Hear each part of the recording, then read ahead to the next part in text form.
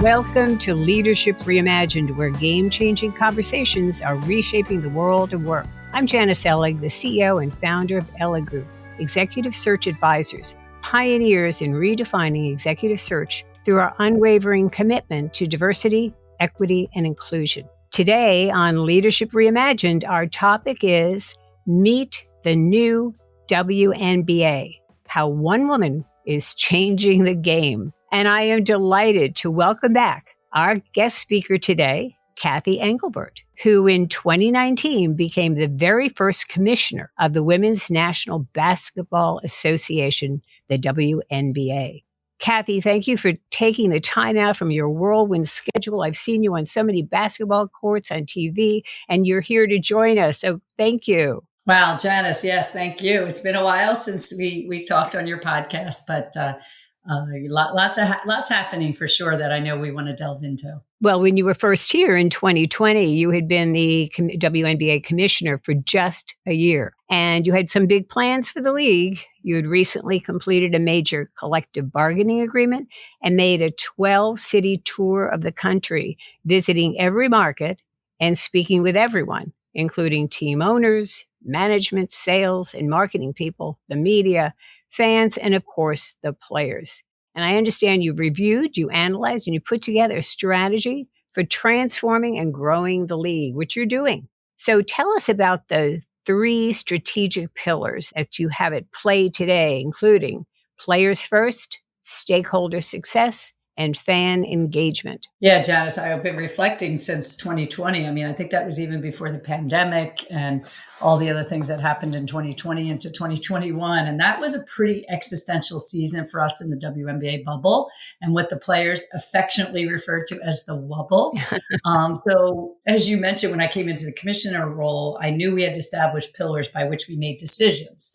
And although the league has grown significantly since 2020, these are still the pillars that we guide the strategy on, because we're at the players are at the center of everything we do. They're the 144 best players in the world. They're central to all the decisions we make, from gameplay and rules to corporate partnerships, expansion markets, things like that. And we call it player-led league and league facilitated. So it's important to always be that to be at our center. And then the second, and I do like to do things in threes. So the second pillar was stakeholder success. This is our league partners, owners, investors. And as our league has grown, I mean, the success of our teams becomes even more critical and unlocking opportunities for our team owners who have invested for a long time in this league. And the third was you have to make it easy to be a fan. And I probably didn't know this as much back in 2020 when we last spoke, but we continue to do really good work on making it easier to be a fan, bring fans closer to the game. This year, we opened our doors for draft night to fans in Brooklyn at the Brooklyn Academy of Music. Tickets sold out in 15 minutes. We have fans at the center of our event focus. We have our fan fest at our All-Star game. It was in Phoenix this year. You know, over 20,000 fans visited over 2 days and got a great experience with players. You know, there's so many other things we've done, restructuring our Commissioner Cup, which is our in-season tournament that we've been doing for several years now. And, you know, again, that's the pillar you have to focus on. And it's so important to grow the league and to have a strategy that you're going to stick with, you know, for the times. So you're going to grow the league, and you got these 3 pillars, right? And you said you want to expand the WNBA from 12 to 16 teams over the next 4 years. A couple of questions. Why? And as far as stakeholder success, which is your second pillar, how will you continue to have the support of those owners and investors, the stakeholders? How will they support your growth of the league? Well, first, you know, when you're the longest tenured women's professional sports league in the country by double any others in our 28th season, and you're in a country of 330 million people.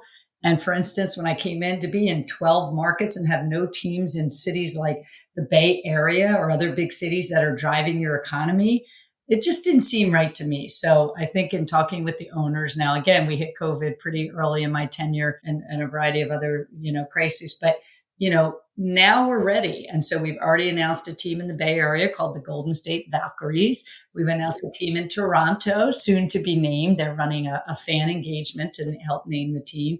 And then we're going to announce two more, to come in. So it's going to provide a lot more opportunities for 48 more players because our rosters are 12 each. 48 new opportunities for young women to come in our league and play at the highest levels. And then it opens the enhanced fan engagement and increases our media presence when you go into new markets. And then so each expansion team is voted on by our board of governors, by our board. And, as you think about how to grow a league, this is one of the ways you do it. I didn't realize you're the oldest sport, right? Female sport. Yes, longest tenured professional league. Yes. So that is oldest. I don't like to use that word, oldest. Yeah, I like that. I like that. I did not know that. That's interesting. So you're the former CEO of Deloitte, and there you were the first female to lead one of the big four firms. And here again, you're forging some new heights for the WNBA. So I just want to name a couple of phenomenal stats. Approximately 400,000 fans attended WNBA games since the start of the season through the end of May. Secondly, more than half of all WNBA games were sellouts, a 156% increase from the prior year. In May 2024, the league achieved its highest opening month in 26 years and had its most watched start of the season across 6 networks. And I understand, on average, an astounding 1.32 million viewers tune in to each game. I'm one of them. And lastly, the WNBA has had a significant increase in viewership among diverse audiences and women. So what's driving this dramatic growth trajectory? Yeah, Janice, it's a good question because we're still studying that because it has been so dramatic. But I've been saying this since the beginning of the year. We're witnessing the confluence of momentum, a moment we've never seen before with women's sports, with the WNBA right at the center. So you saw the excitement culminating around the Paris Olympics with a lot of women bringing home medals. And we've seen that all season with our games. You noted the highest attendance and viewership. And the game at the college level is so strong too. And that's kind of our feeder system. And that's directly correlated to more momentum for our rookie class in the beginning of our season. We had the most viewed draft ever at over 3 million fans viewing our draft. And that's most viewed by a couple million over the prior most viewed. So one of the things, coming back to the players, we have such a compelling on-court product. I mean, Asia Wilson of the Las Vegas Aces is having a huge season and has set several records. Angel Reese, a rookie this year, came in and set a consecutive double-double record. Caitlin Clark notched the first triple-double for a rookie in history and set rookie assists and scoring records. And then New York and Minnesota, Connecticut, and the Aces are all playing amazing basketball in Seattle. So there's also a confluence of a lot of capital coming into women's sports.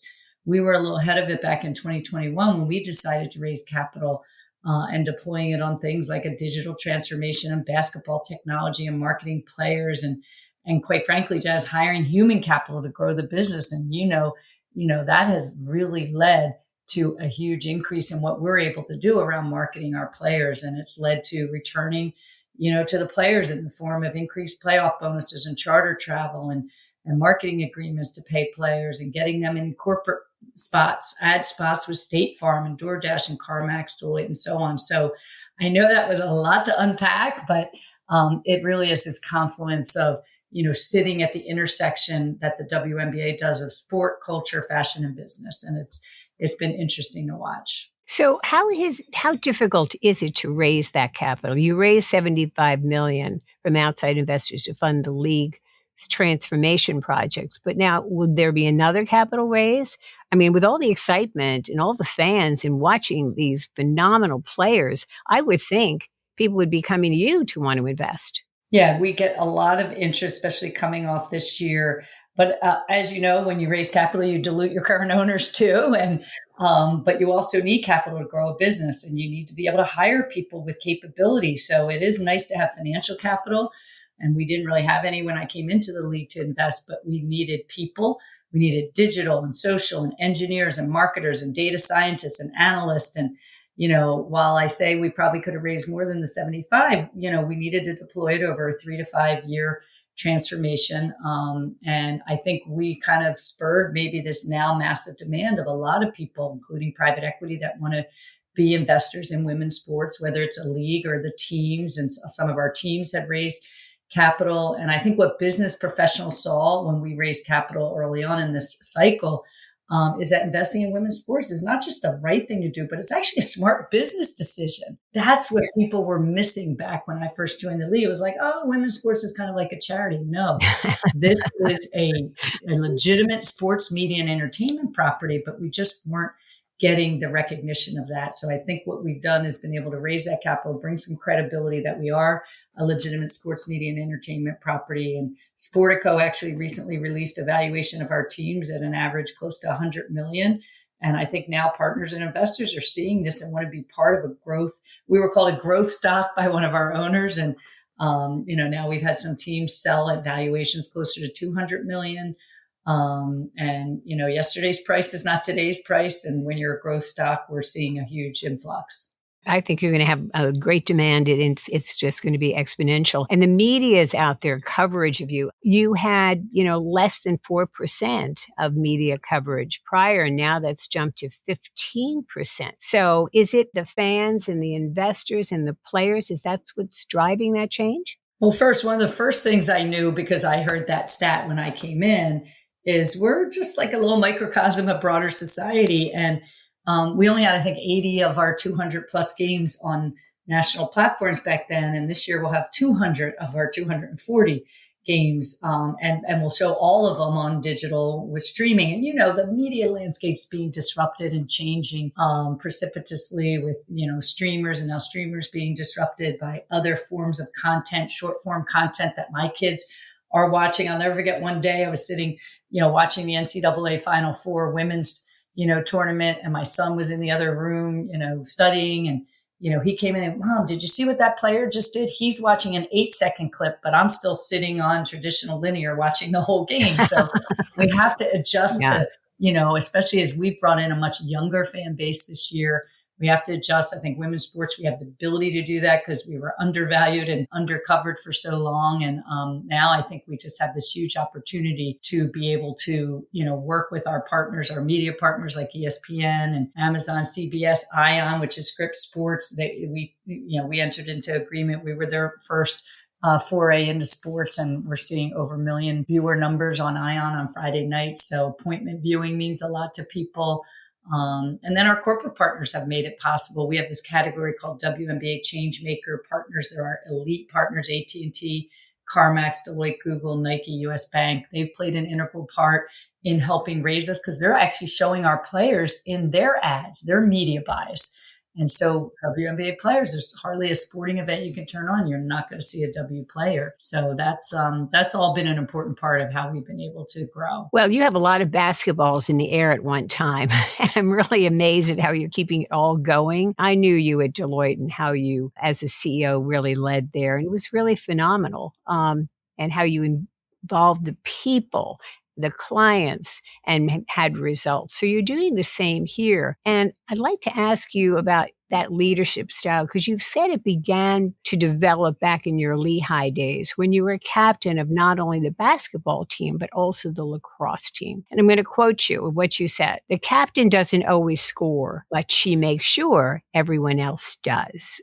So how has that philosophy in your leadership really propelled you at Deloitte and now today at the WNBA? Well, first, Janice, we know girls who play youth sports and especially team sports build leadership skills to help them later in their careers. And I was certainly one of those. I showed up very shy to college, but as you mentioned, ended up captaining both the lacrosse and basketball teams. I was actually recruited for lacrosse. I was a walk-on for basketball and almost got cut during the tryout. My coach then told me, Naismith Hall of Fame coach Muffet McGraw told me years later, but that's why I do attribute much of my confidence and success today to the skills I learned as an athlete. As you mentioned, a captain, I was also a point guard, so I reveled in an assist. I didn't have to be the person scoring. So I think now as we think about, all the generations we have in the workforce, I'm the last of the baby boomers. We have Gen X and millennials, Gen Y, Gen Z, the digital native, and a new generation coming in.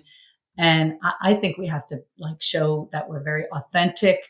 We have to empower our young people. We have to give credit where it's due. I think as leaders, a lot of time, we end up being the one to present the project or approve a concept and get a lot of the credit, but it's important to be an advocate for the people who are under you. I always said, going from a firm of 100,000 people to a league of 144 players, you would think is very different, but it's really not. Leadership is about empowering your team, and leadership's also about building trust and being authentic. And I think those are the things I've stuck with. And now I see our players are such role models in their communities. And, it's so important to use that confidence that they're all learning as a skill in being a professional athlete, in inspiring the next generation of either athletes or leaders, quite frankly. And that's what I see when I see our players in their communities doing really, really, great and interesting work. It is interesting. You watch these star players, and we know the names, Angel and Caitlin, the rookies out there, but they do so many assists. They help the other players. They really work as a team, and that's really what makes the team so successful. And you said, in your own journey, that you focused on confidence, courage, and curiosity in terms of how to move ahead and to inspire others. So is there generally, do you see a major confidence gap between men and women? Or do you see these women on the court really exuding more confidence? Talk to us about that and how it's really necessary for effective leaders. Yeah, it can be very stark sometimes to see the difference in confidence gap between men and women over my now 38 years in business and now in sports. And that's why I tell so many women like how confidence is so important, and the fact that no one's thinking about your career as much as you are. So it may sound a little harsh, but it should be empowering that like you need to raise your hand, you need to build your capabilities, you need to do different things. And then you'll be seen as a leader. And I think that takes a lot of confidence. It takes courage too. So that's why courage. And then curiosity has always been the thing that elevated me, because I was always curious about how something was evolving. I worked in banking, I worked in pharmaceuticals, I worked in manufacturing. I always was curious, like on the science of a drug for an unmet medical need and how the research was being done to bring that to market. And I tell everyone, like, be really curious about how the world's evolving around you, because technology and advances in AI now have made it so interesting. And you have to be confident that you too can build a niche, and don't underestimate your abilities, because I've seen that so many times. I mean, when I first became, you mentioned being the first female CEO of a Big Four accounting and consulting firm.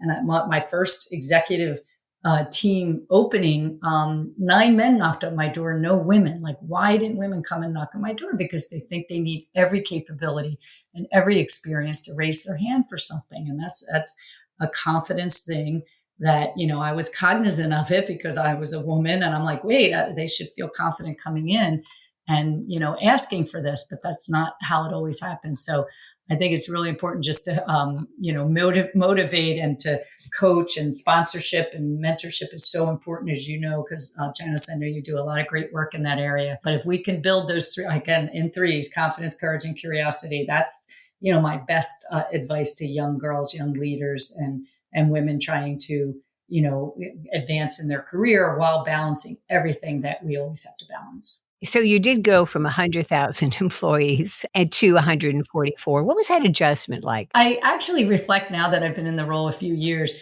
that it wasn't as stark as I thought. Sports is big business about relationships, and business is about relationships. My prior life was relationships with clients and our people, and now our relationship is with the players and our corporate partners and our owners, and it's just about relationships and building that. And also, I always say, a lot of hard work. But when you hire great people and that have capabilities different from yours, and they come from different backgrounds, and, diversity of thought in, my leadership team, et cetera, I think those are important things, too, when you go from a firm of 100,000, where I did have lots of capability and resources and was on, kind of the cusp of every shift that was going on in the marketplace, whether it was cloud computing or cognitive that we now call AI, or future of work. And now, it's basketball, and there's a lot of basketball technology emerging. There's a lot of ways that players train differently. There's mental health that we have to focus on, for ourselves and our players. So, it's multidimensional in sports, and it's just the product on the court happens to be the greatest women's basketball in the world. So it really isn't that different. Cathy, well, you've received many, many accolades throughout your career, including being recognized as one of Fortune's most powerful women and one of Forbes 50 over 50. You've said being listed among Working Mother magazine's 50 most powerful moms for 3 years running is the one you are most proud of. Describe how that recognition feels and differs from the others. Okay, awards aren't as important as the role model you can become for other young, both women and men, to succeed in a career while balancing it all. And family's always been the most important thing to me. I grew up in a big family of 8 kids. I have 5 brothers and 2 sisters, and there's 30 nieces and nephews, and I have 2 children now in their 20s.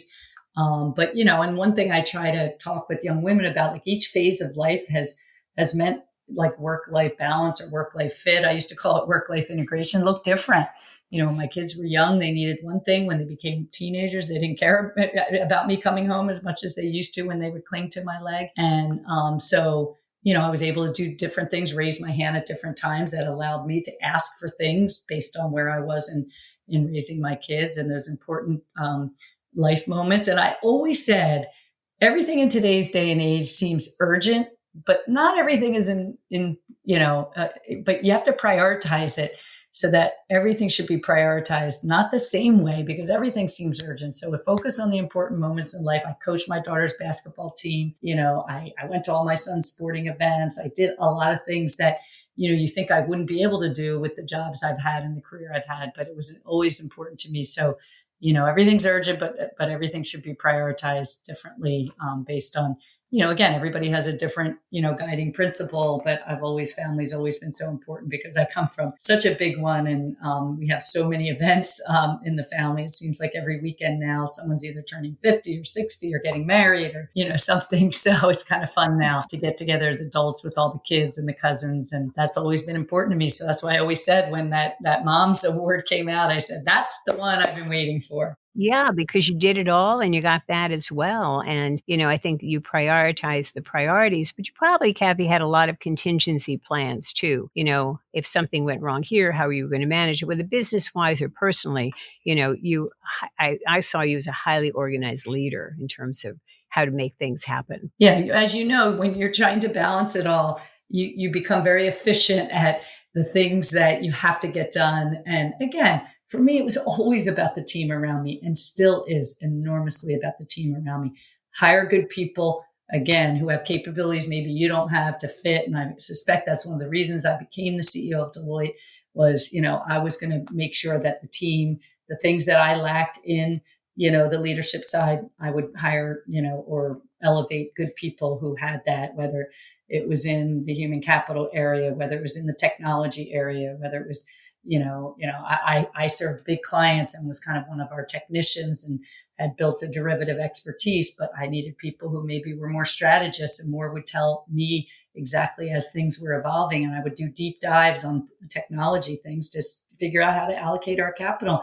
And I always say, as a CEO or a leader, you have a million things you need to do, but you really should focus on 2 things: culture and kind of strategy and capital allocation. If you do those 2 things well, that's ultimately going to lead you to hiring great people to help you implement your strategy. And that's what you're doing now. So tell us what's ahead. What can we expect? These games are exciting. The fans are exciting. The players. What's next for the WNBA that we should look out for? I think continuing to deploy our finite capital to marketing the players, making sure they're recognized for the great athletes and role models they are, globalizing the game. When I came in, we're very domestic league today. We're now going north of the border to Toronto. We've announced a Toronto expansion team, but we need to be more global across Asia and Europe and Africa.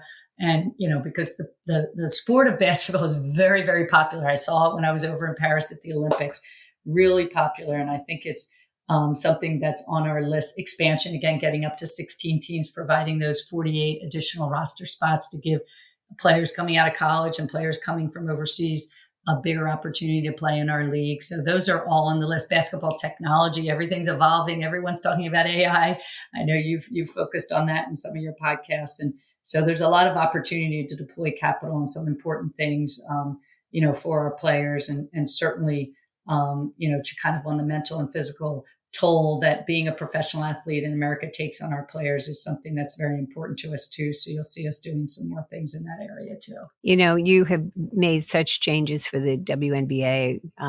You're moving the needle for women's compensation there. You're really making such an impact for women in general to be the future leaders. And you're supporting women also through the Cathy Engelbert 86 Lead Scholars Program for women athletes at Lehigh. And LEAD, I understand, stands for Leadership, Empowerment, Athletics, and Distinction. Why is this so important for you? Really important because of the confidence gap we talked about earlier. So I want women at the collegiate level. I wanted to give back to my university, which provided me such confidence to become the leader I became.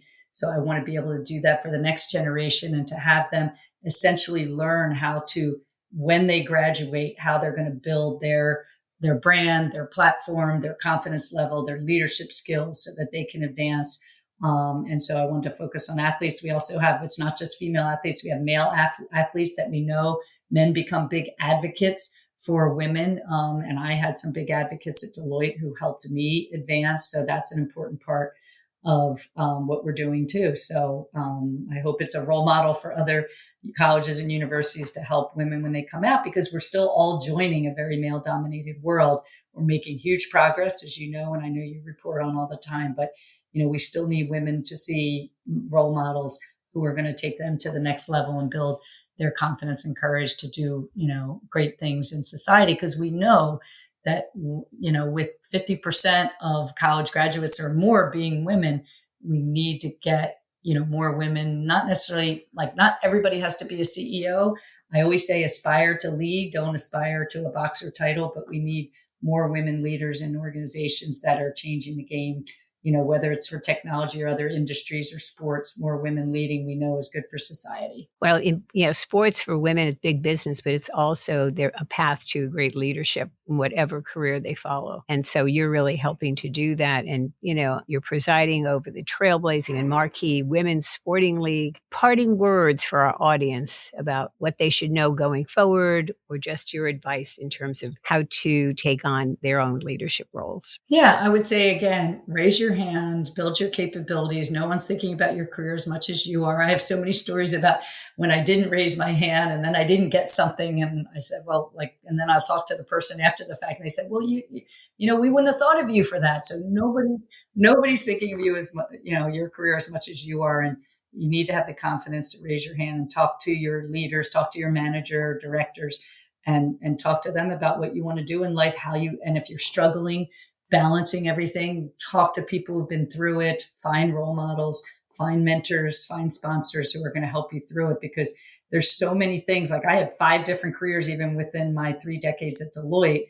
And there's so many times that I wish I would have raised my hand, and just talk to somebody. But, a lot of times, again, we don't have the confidence to do that. And I think, again, if you remain confident and curious about everything, that's how you kind of grow your brand and you get confidence, and then people start to notice, and hard work counts too, by the way, but people start to notice the more confident you are, and you start to be on lists to get future leadership positions. So, I'm thrilled, with, what our players represent in their leadership in the markets and communities where they play. And, we know that society benefits when we have more women in leadership roles. Well, it's great that you're expanding the league. You'll be in more cities, because it truly is inspiring, exhilarating, compelling to watch these phenomenal players. And so now they'll be in more cities. Cathy Engelbert, former CEO of Deloitte, and now, commissioner of the WNBA. It is the new WNBA, because you are the one woman who is changing the game. And I have to commend you for all that you've done,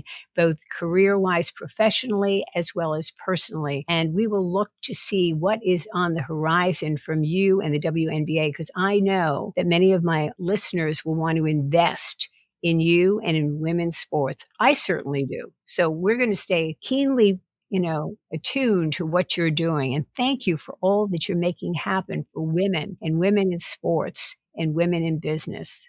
We so appreciate that, Cathy Engelbert. Thank you so much, Janice. Appreciate it. With big playoffs coming up and a big lead into next season too. So thanks again, and everybody out there, watch and rep the WNBA and women's sports. Cathy Engelbert, thank you again for joining us today and sharing your incredible story and the growth of the WNBA. And to our audience, thank you for tuning in to another game-changing conversation on Leadership Reimagined. You can find me on LinkedIn, Instagram, or visit our website at elliggroup.com.